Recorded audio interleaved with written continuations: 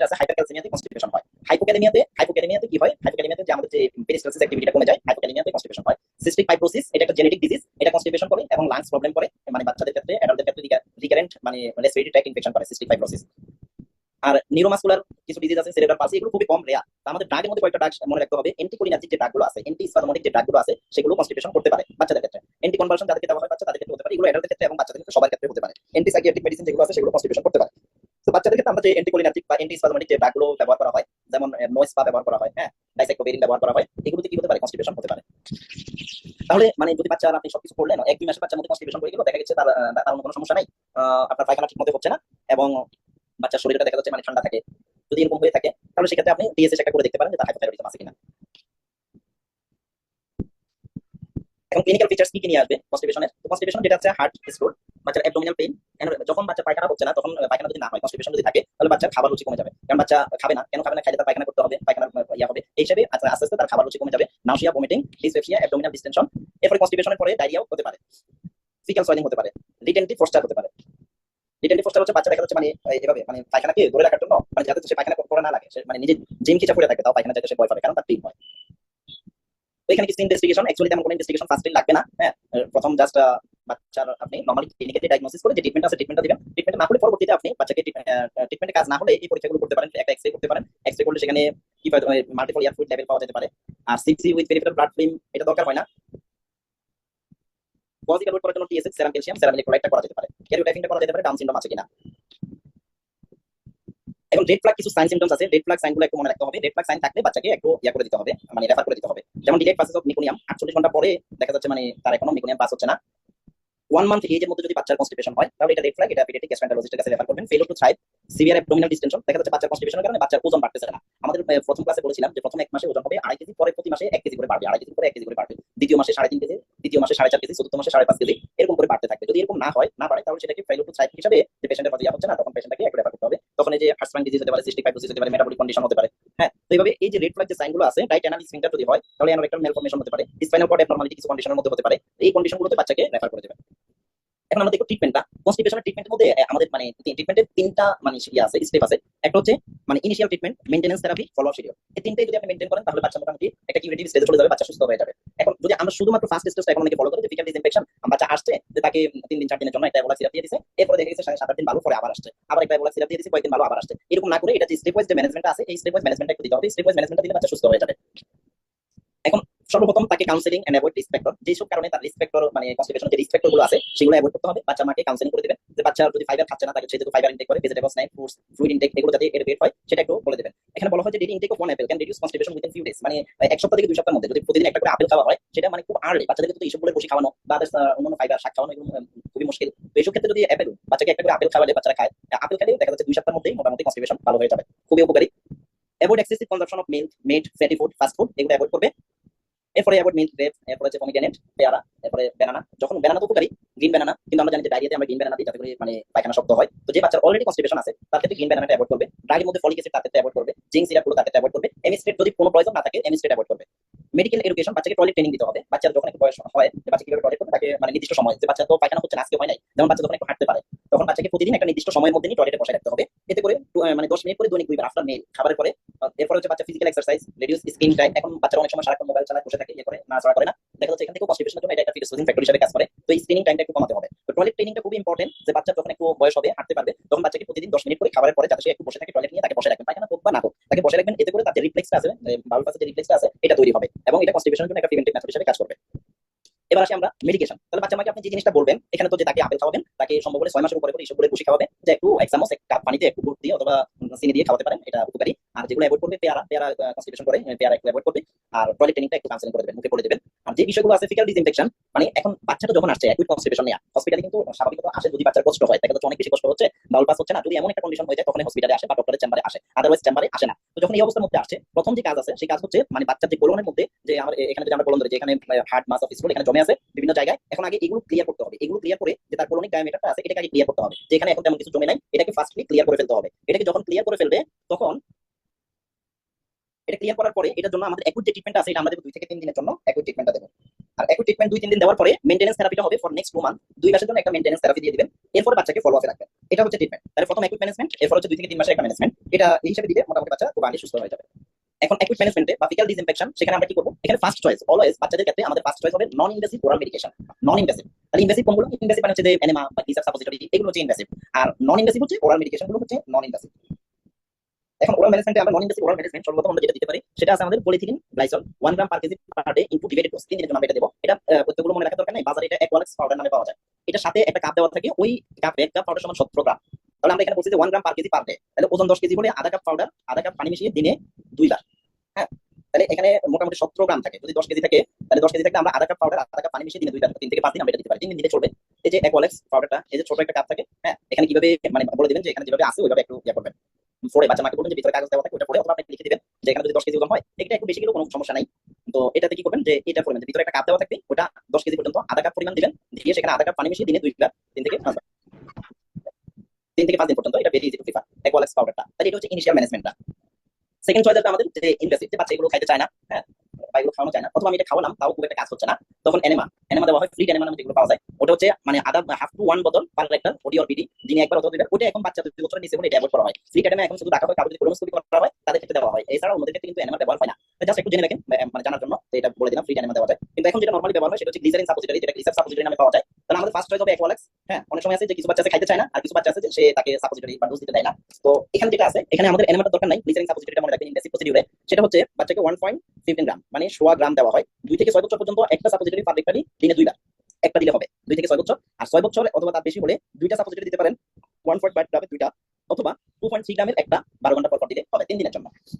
তাহলে এটা হচ্ছে প্রথম 3 দিনের ট্রিটমেন্ট। তো এই গ্লিসারিন সাপোজিটরি দেওয়ার পরে কি হবে? বাচ্চারা যে কোলনের মধ্যে যেগুলো জমে আছে এগুলো ক্লিন হয়ে যাবে, এগুলো বের হয়ে যাবে। বের হওয়ার পরে এখন যাতে করে আবার হঠাৎ করে জমে না যায় ওখানে, সেজন্য আমাদের শুরু করতে হবে মেইনটেনেন্স থেরাপি।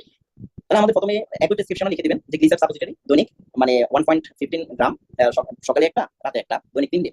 এরপরে 3 দিনের পর থেকে লিখবেন যে এই ওষুধটা সিরাপ ল্যাক্টোডোজ, ট্রেড নেম এটা অসমোলাক্স অ্যাভোলাক, বিভিন্ন নামে পাওয়া যায়। এটা ডোজটা হচ্ছে 1 to 2 ml per KG per dose, দৈনিক 2 বার 3 বার দেওয়া যায়। পরবর্তী 2 মাসের জন্য এটা দিবেন। তাহলে আপনি যেটা করবেন, বাচ্চার ওজন যদি হয় 10 কেজি, তাহলে 1 চামচ করে দৈনিক 2 বার, অথবা 2 চামচ করে দৈনিক 2 বার দিতে পারেন। যে 2 চামচ করে দিচ্ছেন দেখা যাচ্ছে যে তার বেশি বেশি পায়খানা হয়ে যাচ্ছে, হ্যাঁ, তাহলে আপনি 1 চামচ করে দেন। তাহলে ডোজটা আপনি টাইট্রেট করতে পারবেন বাউল মুভমেন্টের ফ্রিকোয়েন্সির উপর লক্ষ্য করে। তাহলে মোট 1 চামচ দিয়ে শুরু করেন, অথবা প্রথমে 2 চামচ করে দেন, যে 2 চামচ করে খাওয়াবেন দৈনিক 2 বার অথবা দৈনিক 3 বার দিবেন। আর বলে দিবেন যে যদি দেখেন যে বেশি বেশি পায়খানা করতেছে তাহলে আপনি 1 চামচ করে খাওয়াবেন। ইউজুয়ালি আপনি 2 চামচ দিয়েও শুরু করতে পারেন, 1 চামচ দিয়েও শুরু করতে পারেন 10 কেজি ওজনের ক্ষেত্রে। তাহলে এটা হলো মেইনটেনেন্স থেরাপি। তাহলে আমার প্রেসক্রিপশনের মধ্যে আপনি যেটা করবেন সেটা হচ্ছে প্রথমে আপনার যে লিখে দিবেন তাকে গ্লিসারিন সাপোজিটরি অথবা অ্যাকোয়ালেক্স পাউডার, এটা আপনি 3 দিন খাওয়াবেন বা 5 দিনের জন্য দিবেন। অ্যাকোয়ালেক্স পাউডার এটা 5 দিন, 5 দিনের পরবর্তী থেকে আপনার মেইনটেনেন্স থেরাপি হিসেবে ল্যাক্টোডোজ সিরাপ চলবে। তো ল্যাক্টোজ গুলো কি? এগুলো হচ্ছে ল্যাক্সাটিভ বলা হয়, মানে আমাদের যে ল্যাক্সাটিভ মানে হচ্ছে যেগুলো আমাদের বাউলকে সফট করে, ল্যাক্সাটিভ কনস্টিপেশনে কাজ করে। তো আমার ল্যাক্টোজ হচ্ছে অসমোটিক ল্যাক্সাটিভ।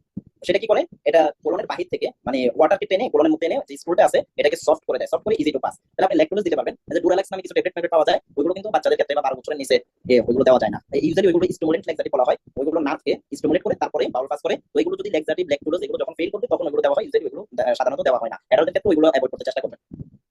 এরপরে আমরা আর কি দিতে পারি? ল্যাক্টোজ না দিয়ে আমরা ম্যাগনেসিয়াম হাইড্রোক্সাইড একটা সিরাপ পাওয়া যায়, ম্যাগমিল মম বিভিন্ন নামে পাওয়া যায়, মিল্ক অফ ম্যাগনেসিয়া নামে পাওয়া যায়, এই সিরাপটাও দেওয়া যায়। এটা ডোজ হচ্ছে 2 থেকে 6 বছর পর্যন্ত 1 থেকে 1.5 চামচ করে দিনে 2 বার, আর 6 বছরের উপরে হলে 2 থেকে 3 চামচ করে দৈনিক 2 বার। এগুলো 2 মাস চলবে। তাহলে আপনি হয়তো এটা দিতে পারেন অথবা এটা, দুইটা যে কোনো একটা দিতে পারেন। তাহলে 2 মাসের মধ্যে যদি দেখেন যে বাচ্চা মোটামুটি প্রতিদিন করে এখন মানে আপনি দেওয়ার পরে প্রতিদিন তার একবার করে পায়খানা হচ্ছে, তখন আস্তে আস্তে করে এটা ট্যাপারিং করে এটা বন্ধ করে দেবেন। এরপরে বাচ্চা ফলো আপে থাকবে। হ্যাঁ, এখন এটা হচ্ছে একটা বাচ্চার ক্রনিক কনস্টিপেশন, 4-5 মাস থেকে কনস্টিপেশন তাদের ক্ষেত্রে। একটা বাচ্চা আপনার কাছে আসছে অ্যাকুইট কনস্টিপেশন নিয়ে। অ্যাকুইট কনস্টিপেশন মানে কি? বাচ্চা গত 2-3 দিন আগেও ভালো ছিল, গতকালকে এক জায়গায় দাওয়াত খেয়ে আসছে, এখন আজকে 2 দিন সে পায়খানা করতে পারতেছে না, অনেক কষ্ট হচ্ছে, তার পায়খানা বের হচ্ছে না, এরকম ভাবে করলো। তখন সেই ক্ষেত্রে জাস্ট আপনি অ্যাকুইট ম্যানেজমেন্টটা দিয়ে দিলে হবে, সেখানে মেইনটেনেন্সের দরকার নাই। হতে পারে সে অনেক বেশি পরিমাণে এক্সেসিভ ফ্যাটি ফুড অথবা এক্সেসিভ মিট ইনটেক করছে, যার কারণে তার অ্যাকুইট কনস্টিপেশন হয়েছে। সেই ক্ষেত্রে তার মেইনটেনেন্স ট্রিটমেন্টের দরকার হবে না, শুধুমাত্র অ্যাকুইট ট্রিটমেন্টটা দিয়ে দিলে বাচ্চা ঠিক হয়ে যাবে। বিহেভিয়ার মডিফিকেশন এটা আলোচনা করছি যে বাচ্চাকে মানে প্রতিদিন 5 থেকে 10 মিনিট খাবারের পরে, স্পেশালি ব্রেকফাস্ট এন্ড ডিনারের পরে এভাবে নিয়ে বসে রাখবেন, যাতে বাচ্চা মানে এতে করে বাচ্চার একটা রিফ্লেক্স তৈরি হবে। ভাই সোডিয়াম পিকোসালফেটের কোন আছে?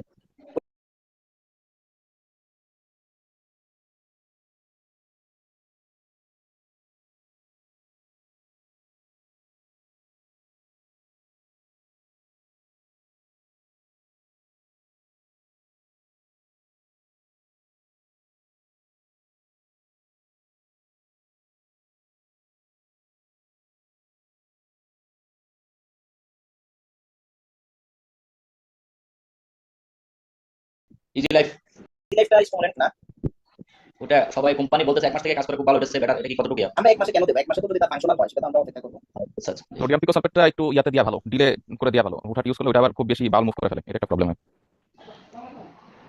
ভাইয়া আচ্ছা, তাহলে মেইনটেনেন্স থেরাপিতে এভোলাক অথবা হচ্ছে মিল্ক অফ ম্যাগনেসিয়া ছাড়া আর কোনো কিছু দেওয়া যাবে না, তাই তো? এই দুইটাই প্রিফারেবল, কারণ এই দুইটাই হচ্ছে আমাদের অসমোটিক। হ্যাঁ, বাকি যেগুলো আছে ওগুলো স্টুডেন্ট লাইক ওগুলো অ্যাভয়েড করবেন। ল্যাকটোজ যেটা ল্যাকটোজ মিল্ক ম্যাগনেসিয়া এগুলো তো মোটামুটি তাহলে 2 বছরের পরে যদি কোনো বাচ্চাদের ক্ষেত্রে হয় তাদের ক্ষেত্রে দিব। এর আগে তো তাহলে ল্যাকটোজ বা মিল্ক ম্যাগনেসিয়া এগুলো কি তাহলে দেওয়া যাবে 2 বছরের আগে যদি হয়? দেওয়া যাবে, মিল্ক অফ ম্যাগনেসিয়াটা 1 বছরের পরে দেওয়া যায় যদি দরকার হয়। ক্ষেত্রে কি তাহলে 2 বছরের আগে কি তাহলে ইয়াটা দেওয়া যাবে না 2 ল্যাকটোজ? বছরের আগে তো খুব ইউজুয়ালি হয় না, মানে কনস্টিপেশন হয় না। কনস্টিপেশন যে বাচ্চাগুলো আসে এগুলো মেইনলি 4 বছরের পরে আসে। এখানে বলা হয়েছে 95% ক্ষেত্রে 4 বছরের পরে হয়। তাহলে 2 বছরের আগে খুবই রেয়ারলি পাওয়া যায়। যদি হয় তাদেরকে ওই যে ম্যাগনেসিয়াম সিরাপটা দেওয়া যাবে, অসুবিধা নেই। তো ভাই একটা কোশ্চেন ছিল যে যদি গ্লিসারিন সাপোজিটরি দেওয়ার পরে যদি পায়খানা যদি না হয় তখন কি আরেকটা দিতে পারবে সাথে সাথে নাকি? একটা দিয়ে তো মোটামুটি 3 ঘন্টা পর্যন্ত অপেক্ষা করবে। তো যদি 3 ঘন্টার পরে যদি না হয় তখন কি আরেকটা দিতে পারবো নাকি? হ্যাঁ, দেওয়া যাবে, হয়ে যায়, দিলে কিন্তু পায়খানা হয়ে যায়। আর ট্রিটমেন্ট ইন ইনফ্যান্ট, আচ্ছা ওই ট্রিটমেন্ট একই, যে রুলার অর্গানিক কনস্টিপেশন বা বাচ্চাদের ক্ষেত্রে ইনক্রিজ ফ্লুইড ইনটেক। এখন বাচ্চা সারাদিন পানি খায় না, বাচ্চা খিচুড়ি খাওয়া শুরু করছে, মানে দুধ চা আছে উইনিং ফুড, এখন বাচ্চা মানে সারাদিন কোনো পানি খায় না, দেখা যাচ্ছে সারাদিন এটা সেটা খায়, তাহলে তাদের ক্ষেত্রে তো দুনিয়া সব ওষুধ দিয়েও কাজ হবে না।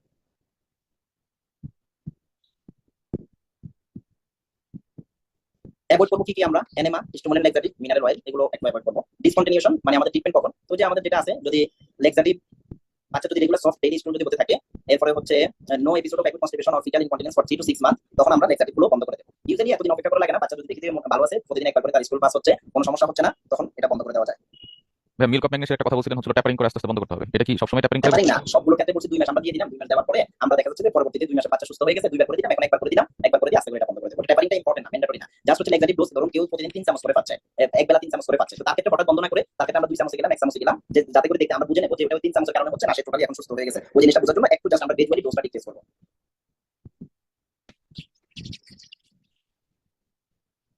তাহলে ইজি লাইফের কথা যে বলছেন, ইজি লাইফ অ্যাডাল্টের ক্ষেত্রে দ্বিতীয় সতর্কতা অবলম্বন করতে হবে, স্টিমুলেন্ট লেক্সাটিভ। এখন আমরা দেখি রিফ্র্যাক্টরি কনস্টিপেশন কখন বলবো। Constipation is considered refractory fine there is no response to optimal treatment. আপনি 3 মাস ট্রিটমেন্ট দিলেন, দেওয়ার পরেও তার প্রতিদিন একবার করে পালস হচ্ছে না, তাও দেখা যাচ্ছে মানে আগের মতো কষ্ট হচ্ছে, পেইনফুল ডিফিকেশন হচ্ছে, তখন সেটাকে রিফ্র্যাক্টরি কনস্টিপেশন বলা হবে। এটা এক্সট্রিমলি আনকমন, হয়তো 10,000 20,000 এর মধ্যে একটা পেশেন্ট পাওয়া যেতে পারে। কজ অফ রিফ্র্যাক্টরি কনস্টিপেশন, এটা অর্গানিক কজ, যেমন এখানে হার্টস্পান ডিজিজের কারণে হতে পারে, anorectal abnormality, spinal cord abnormality, motility disorder, hypothyroidism, coeliac disease. Coeliac ডিজিজে তো ডায়রিয়াটা বেশি হয়, কারো ক্ষেত্রে কনস্টিপেশন হতে পারে, হাইপারক্যালসিমিয়া, এগুলো রুল আউট করতে হবে। কিছু রেড ফ্ল্যাগের কথা বলছি, রেড ফ্ল্যাগ সাইন থাকলে বাচ্চাকে রেফার করে দিবেন, রিফ্র্যাক্টরি কনস্টিপেশন হলে রেফার করে দিবেন গ্যাস্ট্রোএন্টারোলজিস্টের কাছে। এন্ড কনস্টিপেশনের কমপ্লিকেশন কি হতে পারে, অ্যানাল ফিশন হতে পারে, দেখা যাচ্ছে যে বের হতে ওখানে অ্যানাল ফিশন ডেভেলপ করলো, ফিকাল ইনকন্টিনেন্স, সোয়েলিং, যে কাপড় নষ্ট হয়ে যাচ্ছে, ওভারফ্লো ইনকন্টিনেন্স হতে পারে। হ্যাঁ, যে দেখা যাচ্ছে ওটা ব্লাডারকে ইউরিনের যে ব্লাডারটা আছে, ব্লাডার উপর প্রেসার দিবে, ব্লাডার উপর প্রেসার দিলে ইনকন্টিনেন্স হবে। অ্যাডাল্ট আপনি অনেক সময় পেশেন্ট পাবেন যে তাদের কনস্টিপেশনের কারণে তাদের যে ওভারফ্লো ইনকন্টিনেন্স, পেশেন্ট আসতে, যে কোনো একটা পেশেন্ট যদি আসে অ্যাডাল্ট পেশেন্ট, তার ইউরিনারি ইনকন্টিনেন্সের সমস্যা হচ্ছে, বলে যে তার ফসফরাস ফোটা পড়ে, জামা কাপড় নষ্ট হয়ে যায়, ওজন ঠিক থাকে না, এখন এরকম যদি কোনো সমস্যা নিয়ে একটা অ্যাডাল্ট পেশেন্ট যদি আসে, তখন আপনি আগে অন্যান্য যেটা আছে অবশ্যই একটা আল্ট্রাসাউন্ড করে নেবে যে তার কোনো মানে বিপিএইচ আছে কিনা। হ্যাঁ, আর সাথে তার কনস্টিপেশনের হিস্ট্রিটা নিয়ে নেবে। যদি কারো কনস্টিপেশন থাকে তাহলে তাদের ক্ষেত্রে ওভারফ্লো ইনকন্টিনেন্সটা তাদের ক্ষেত্রে খুবই কমন, কারণ ওটা ওখানে দেখা যাচ্ছে স্টুল জমে যাচ্ছে আর ওটা ব্লাডারের উপর প্রেসার দিচ্ছে, সেখান থেকে ওভারফ্লো ইনকন্টিনেন্স হচ্ছে। ইন্টেস্টাইনাল অবস্ট্রাকশন হতে পারে, রেক্টাল ফ্লাস হতে পারে, রিফ্র্যাক্টরি কনস্টিপেশন হতে পারে, স্মল বাউল ব্যাকটেরিয়াল ওভারগ্রোথ হতে পারে, ইউটিআই ডেভেলপ করতে পারে। রেড ফ্ল্যাগ সাইনগুলো আলোচনা করছিলাম, এগুলো থাকলে রেফার করে দেবেন। তাহলে এই ছিল আমাদের কনস্টিপেশনের আলোচনা। এখন ভমিটিং এর বিষয়ে আমরা কিছু আলোচনা করব। তো ভমিটিং এ তো অনেকগুলো কজ আছে। ভমিটিং দেখা যাচ্ছে মানে ইনফেকশন, গ্যাস্ট্রাইটিস হচ্ছে সবচেয়ে মোস্ট কমন কজ। রোটাভাইরাল যে ডায়রিয়াটা আছে, ডায়রিয়াল ক্লাসে আলোচনা করব। হ্যাঁ, একটা রোটাভাইরাল ডায়রিয়ার ক্ষেত্রে প্রথমে ভমিটিং হয়, এরপরে গায়ে গায়ে জ্বর আসে, উইদিন 24 আওয়ার ডায়রিয়া হয়। কোন একটা বাচ্চা যদি ডায়রিয়া নিয়ে আসে আপনার কাছে, তাহলে তাকে জিজ্ঞেস করবেন গত 24 ঘন্টায় তার বমি হয়েছে কিনা। হ্যাঁ, বমি হয়েছে, বাচ্চা বয়স কত, 2 বছরের কম, তাহলে এটা আপনার একটা ডায়াগনোসিস হয়ে যাবে, এটা রোটাভাইরাল ইনফেকশনের পসিবিলিটিটা অনেক বেশি। ফুড পয়জনিং এর ক্ষেত্রে ভমিটিং হতে পারে, ডায়রিয়া হতে পারে। জিআইটি তে ওভারফিডিং যদি হয় তাহলে ডায়রিয়া হতে ভমিটিং হতে পারে। ওভারফিডিংটা একটু বুঝে নেই, একটা ছোট বাচ্চা 1 মাস বয়স বাচ্চা, মা বলতেছে যে আমি তাকে দুধ খাওয়ানোর পর সে বমি করে দেয়। এখন আপনি কয়েকটা প্রশ্ন করবেন, আপনি কয়বার দুধ খাওয়ান তাকে, ওই 10-12 বার খাওয়াই, কখন খাওয়ান, বাচ্চা কান্না করলে খাওয়ান নাকি আপনি নিজ থেকে খাওয়ান? আমি নিজ থেকে খাওয়াই, কারণ নিজ থেকে খাওয়ালে তো বাচ্চার অন ডিমান্ড হচ্ছে না, বাচ্চাকে দুধ খাওয়ানোর নিয়ম হচ্ছে অন ডিমান্ড, বাচ্চা কান্না করবে অথবা অ্যাটলিস্ট 2 আওয়ার ইন্টারভাল। যদি এর চাইতে বেশি ঘন ঘন খাওয়াতে থাকে, যে বাচ্চা খাওয়া শেষ তাও বাচ্চাকে মানে ইয়াতে রাখছে, তাহলে সেক্ষেত্রে কি হতে পারে, ওভারফিডিং হতে পারে, অতিরিক্ত যেটা আছে সেটা বের হয়ে যেতে পারে। আবার বাচ্চাকে মানে যদি পারফেক্ট না করে সেক্ষেত্রেও মানে বাচ্চার বমি হতে পারে, দুধ খাওয়ার পরে বমি হয়ে যাওয়া। তো দুধ খাওয়ার পরে বমি হয়ে যাওয়া এখানে খুব একটা প্যাথোলজিক্যাল কোনো কজ থাকে না। এসব ক্ষেত্রে মায়ের যে ইয়াটা আছে, ভূমিকাটা আছে, সেটা ইম্পর্টেন্ট, যে তাকে কিভাবে দুধ খাওয়াবে। অবশ্যই বাচ্চাদেরকে শোয়ানো অবস্থায় দুধ খাওয়াবে না, দুধ খাওয়ানোর যে নর্মাল যে পজিশন গুলো আছে এগুলো একজন যদি আসে তাহলে মোটামুটি শিখাই দিবে, বাচ্চার মাকে শিখাই দিবে, বাচ্চার মাও বসা থাকবে এবং বাচ্চাকে এমন ভাবে নেবে যাতে করে মোটামুটি তার স্টমাক এবং তার নেক এগুলো যাতে একটু স্লাইটলি ডাউনওয়ার্ড থাকে, এবং একটু ডাউনওয়ার্ড থাকে, যাতে করে বাচ্চার ভমিটিং টেন্ডেন্সিটা না হয়, ওইভাবে একটু খাওয়ানোর জন্য বলবে। আর প্রয়োজন পড়ে যদি ওখানে মানে এখন তো অনেক হসপিটালের এখানে নার্সরা থাকে, ওরা জানে ওই জিনিসগুলো, তাদের কাছে একটু বলবেন যে ওনাকে একটু শিখিয়ে দেন কিভাবে দুধ খাওয়াতে হবে, এটা একটু শিখিয়ে দেবেন। আর সবচেয়ে ভালো হয় এখন কিছু ছোট ছোট লিফলেট থাকে, ওইগুলো একটু চেম্বারের মধ্যে রেখে দেবেন, এবং সেখানের মধ্যে ছবি সহ খুব সুন্দরভাবে দেওয়া থাকে যে কিভাবে কোন পজিশনে কেমনে রাখবে, এগুলো একটা করে তাদেরকে দেওয়া দিবেন, যেভাবে দুধ খাওয়াতে হবে, তাহলে সমস্যা হবে না। জার্ড ফলে ভমিটিং হতে পারে, পেপটিক আলসার বাচ্চাদের ক্ষেত্রে এগুলো খুবই কমন। এরপরে জার্ড পেপটিক আলসার এগুলো অ্যাডাল্টদের ক্ষেত্রে কমন, বাচ্চাদের ক্ষেত্রে এগুলো রেয়ার, খুব একটা বাচ্চাদের জার্ড হওয়ার মতো যেই জিনিসগুলো দরকার, হ্যাঁ ওইগুলো তো বাচ্চারা এক্সপোজ হয় না, সেই কারণে ভমিটিংটা একটু রেয়ার। তো সবচেয়ে কমন হচ্ছে গ্যাস্ট্রোএন্টারাইটিস, বাচ্চারা যে বমি নিয়ে আসে, বমি ডায়রিয়া এগুলো একসাথে নিয়ে আসে, ওটা সবচেয়ে কমন। আর এখানে আরো কিছু আছে, অ্যাপেন্ডিসাইটিস, পলিসিস্টাইটিস, এগুলো রেয়ার। অ্যাপেন্ডিসাইটিসটা একটু কমন, রেয়ারের মধ্যে কমন আছে, যে রেয়ার যে ডিজিজগুলো আছে, যে lower abdominal pain, radiate umbilicus flow, right iliac fossa, ওইগুলো নিয়ে আসবে, সাথে ফিভার থাকতে পারে, ভমিটিং থাকতে পারে। এখন red flag sign of vomiting, বাচ্চা যদি শুধু বমি নিয়ে আসছে, যে বাচ্চা বমি করে, অনেক সময় যদি আমার বাচ্চা এমন ভাবে বমি করে যে সে এখান থেকে বমি করছে অনেক দূরে গিয়ে পড়ে, আপনি জিজ্ঞেস করেন বমিটা কি এমনি জাস্ট আপনার কাপড়ের মধ্যে করে দেয়, নাকি সে এমন ভাবে বমি করে যে মনে হয় অনেক দূরে যায় বমি করে, প্রজেক্টাইল ভমিটিং। তো প্রজেক্টাইল ভমিটিং ওটা পাইলোরিক স্টেনোসিসের ক্ষেত্রে অথবা গ্যাস্ট্রিক আউটলেট অবস্ট্রাকশন, যদি এই ধরনের কেস হয়ে থাকে তাহলে পেডিয়াট্রিক যে গ্যাস্ট্রোএন্টারোলজিস্টের কাছে রেফার করবেন। এরপরে আছে bilious obstruction, distal to envelope pattern, এরপরে হেমাটোমেসিস যে বমির সাথে রক্ত যাওয়া, রাপচার পেরিসিয়াল ব্লিডিং, এগুলো অ্যাডাল্টের ক্ষেত্রে হয়ে থাকে। এরপরে যেটা আছে বমি যদি হয় 6 মাস 8 মাস 1 বছর বাচ্চাগুলো বমি নিয়ে আসলে বাচ্চার মাকে যে বিষয়গুলো আপনি জিজ্ঞেস করবেন যে কতদিন থেকে বমিটিং, যদি বলে 2 দিন 4 দিন, ডায়রিয়া আছে কিনা, ডায়রিয়াও না কোনো ডায়রিয়া নাই, আপনি কিভাবে বুঝবেন বমিটিং? বলবে সে দুধ খাওয়ার পরে বমি করে ফেলে দেয়। আর কখনো বমি করে যে দুধ খাওয়ার পর বমি করে ফেলে দেয়, এরপর সারাদিন আপনি শোয়াই থাকলে সে ঠিকমতো ঘুমায়, হ্যাঁ ঘুমায়, তার ইউরিন আউটপুট ঠিক আছে, ঠিক আছে, কয়বার হয় দৈনিক প্রস্রাব কয়বার করে, 6 বারের বেশি যদি প্রস্রাব করে ইটস ওকে। এরপরে আপনি আরেকটা বিষয় জিজ্ঞেস করবেন যে তারপর সাপোজ এখন তারপর 3 মাস, এখন 3 মাসে তার ওজনটা হওয়া দরকার 4.5 কেজি, যদি দেখেন হ্যাঁ 3 মাসে তার ওজন 4.5 কেজি ঠিক আছে, তাহলে এটা 5.5 কেজি হবে 3 মাসে। যদি সেটাও ঠিক থাকে তাহলে এগুলো নিয়ে ভয়ের কোনো দরকার নাই, তাকে কিভাবে দুধ খাওয়াবে কিভাবে এগুলো কাউন্সেলিং করে দিবেন। এটা হচ্ছে ফিজিওলজিক্যাল কোনো কারণে যে মানে যদি হয়ে থাকে সেক্ষেত্রে কাউন্সেলিংটা করে দিবেন, কাউন্সেলিং করে ওদেরকে ছেড়ে দিবেন। কাউন্সেলিং করার পর একটা ডম্পেরিডন একটা ড্রপ দিয়ে দেবেন, ডম্পেরিডন ড্রপ দিয়ে তারপরে সেখান থেকে বিদায় করবেন। এটা প্রথম একটা বিষয়। আর হচ্ছে যদি বাচ্চার ভমিটিং হচ্ছে সাথে আপনার জিএটি প্রবলেম আছে, তখন সেক্ষেত্রে সেটা রেগুলার একটা ম্যানেজমেন্ট আপনাকে দিতে হবে, বমি কমাতে হবে, কারণ বমি না কমালে তার ফুড এন্ড ইলেকট্রোলাইট দুইটাই ইমব্যালেন্স হয়ে যাবে, তখন তাদের ক্ষেত্রে একটা এন্টিএমেটিক দিতে হবে। এখন এন্টিএমেটিক দেওয়ার আগে আপনি কয়েকটা বিষয় দেখবেন যে বাচ্চার ডায়রিয়া আছে কিনা, যদি বাচ্চার ডায়রিয়া থাকে তাহলে এন্টিএমেটিক পাবে অনডানসেপ্টন, যদি ডায়রিয়া থাকে। আর যদি ডায়রিয়া না থাকে জাস্ট এনে ভমিটিং, সেটা মানে আপনার স্টমাক হতে পারে অথবা আপনার জার্ডের কারণে হতে পারে, তখন সেই ক্ষেত্রে হবে ডম্পেরিডন। ডায়রিয়ার ক্ষেত্রে ডম্পেরিডন দেওয়া যাবে না, কারণ ডম্পেরিডন কি করে ডাউনওয়ার্ড মুভমেন্ট পেরিস্টালসিস বাড়ায়, ডায়রিয়াটাকে আরো বাড়িয়ে দেবে, তাহলে ডায়রিয়া থেকে ডম্পেরিডন দেওয়া যাবে না। আর ইয়া থাকলে ডায়রিয়ার সময় ভমিটিং থাকলে সেক্ষেত্রে আপনি অনডানসেপ্টন দিবেন। এখন হচ্ছে বাচ্চার ডায়রিয়া ভমিটিং দুইটাই আছে, বাচ্চাকে ওষুধ মুখে দেওয়া যাচ্ছে না, ওষুধ মুখে দিলে বমি আরো বেড়ে যায়, সেক্ষেত্রে আপনি ওরালি না দিয়ে তাকে আইভি দিবেন, আইভি তাকে একটা ইনস্টেট দিবেন, দেওয়ার পরে তারপরে ওরাল ম্যানেজমেন্টের মধ্যে যাবেন, যে তার আগে বমিটা কন্ট্রোল করতে হবে। আর যদি দেখা যাচ্ছে যে না তার বমি খুব বারবার হচ্ছে, মানে 3-4 বারের বেশি বমি হয়ে যাচ্ছে, বমির কারণে বাচ্চা ডিহাইড্রেশন হয়ে গেছে, তখন বাচ্চাকে আপনি ওই যে ফুড এন্ড ইলেকট্রোলাইট একটা ইলেকট্রোলাইট চেক করতে হবে, হসপিটালে অ্যাডমিট থেকে তার ট্রিটমেন্ট দিতে হবে যদি বাচ্চা ডিহাইড্রেশন হয়ে যায়। আর যদি ডিহাইড্রেশন না হয় তাহলে বাচ্চাকে হোম ম্যানেজমেন্ট দিতে পারবেন, সেক্ষেত্রে মনে রাখবেন ডায়রিয়া থাকলে এমিস্টেট আর ডায়রিয়া না থাকলে ডম্পেরিডন। এখন ডম্পেরিডনের ডোজটা আমরা কতটুকু দেবো? ডম্পেরিডন অমিডন সিরাপ নামে পাওয়া যায়, তো সিরাপের মধ্যে 1 চামচে থাকে 5 মিলিগ্রাম, আবার ড্রপে জাস্ট 15 ফোঁটার মধ্যে থাকে 5 মিলিগ্রাম। তো এখানে ইউজুয়াল ডোজটা হচ্ছে 0.2 থেকে 0.5 মিলিগ্রাম, এটা আমরা আগে ক্লাসে আলোচনা করছি। 10 কেজিতে আমরা আধা চামচ করে দিনে 3 বার দিতে পারি, 1 চামচ করে দিনে 3 বার দিতে পারি। আবার দেখা যাচ্ছে মানে 0.2 থেকে 0.5 মিলিগ্রাম, 10 কেজিতে আধা চামচ, এখন যদি 15 কেজি হয় সেক্ষেত্রে আপনি 1 চামচ দিতে পারেন, 20 কেজি হলেও আপনি 1 চামচ করে দিতে পারেন, 1 চামচ করে দিনে 3 বার, 3 থেকে 5 দিন, খাবার আধা ঘন্টা আগে খাবে, এটা আপনি ডম্পেরিডন দিলেন। আর যদি ড্রপ দেন তাহলে প্রতি 10 কেজিতে 15 ফোঁটা করে দিনে 3 বার দিলেন, 3 থেকে 5 দিন, এটা দেওয়া যাবে, ডায়রিয়া থেকে ডম্পেরিডন দিবেন না। এখন আমরা দেখি অনডানসেপ্টন। অনডানসেপ্টনের আমরা যেটা আছে এটা হচ্ছে 5-HT3 অ্যান্টাগনিস্ট। অনডানসেপ্টনের একটা সাইড ইফেক্ট হচ্ছে কনস্টিপেশন করা, এটা একটু মনে রাখবেন। অনডানসেপ্টনের একটা সাইড ইফেক্ট হলো একটা কনস্টিপেশন করা। সিলিয়াক ডিজিজ, তো সিলিয়াক ডিজিজের মধ্যে সরি আইবিএস এর কথা বলতে চাচ্ছিলাম, যে ইরিটেবল বাউল সিনড্রোম যেটা আছে, ইরিটেবল বাউল সিনড্রোমের টাইপ ডি, যেখানে ডায়রিয়াটা প্রিডমিনেন্ট থাকে, সেখানে ক্ষেত্রেও আপনি অনডানসেপ্টনটা দিয়ে ট্রিটমেন্ট করতে পারেন। ডেভিডসনে আছে 5-HT3 অ্যান্টাগনিস্ট, অনডানসেপ্টন ডাইরেক্টলি উল্লেখ নাই, সেখানে দেওয়া আছে 5-HT3 অ্যান্টাগনিস্ট, 5-HT3 অ্যান্টাগনিস্ট। ওইটা সাইড ইফেক্ট হচ্ছে কনস্টিপেশন করা, ওইটা আপনি দিতে পারেন। আইবিএস টাইপ ডি, একটা পেশেন্ট আসছে যে তার অ্যাবডোমিনাল পেইন এবং তার রিকারেন্ট মানে ডায়রিয়া হয়, খাবারের পরে তার পেট ব্যথা করে, পেট মোচড় দিয়ে ওঠে, পায়খানাতে গেলে ডায়রিয়া শুরু হয়, এরকম তার দীর্ঘদিন থেকে সমস্যা এবং দেখা যাচ্ছে বাউল পাস করে সে সুস্থ হয়ে যায়, ওইটা হচ্ছে আইবিএস টাইপ ডি এর একটা সিম্পটমস। ডি বলতে ডায়রিয়া, আইবিএস কয়েক প্রকার আছে, সেগুলো আলাদা আলোচনার বিষয়। তো অনডানসেপ্টনের একটা সাইড ইফেক্ট কনস্টিপেশন, তো ডায়রিয়ার মধ্যে দিলে এটা ডায়রিয়া প্লাস ভমিটিং আছে, এটা ডায়রিয়ার উপকার করবে, ভমিটিং এর উপকারও করবে। এখন আমরা এখানে কতটুকু দেবো? এখানে সহজ হচ্ছে যে 0.2 ml পার কেজি পার ডোজ, মানে যদি বাচ্চার ওজন যদি 5 কেজি হয় তাহলে সে 1 ml করে পাবে সিরাপ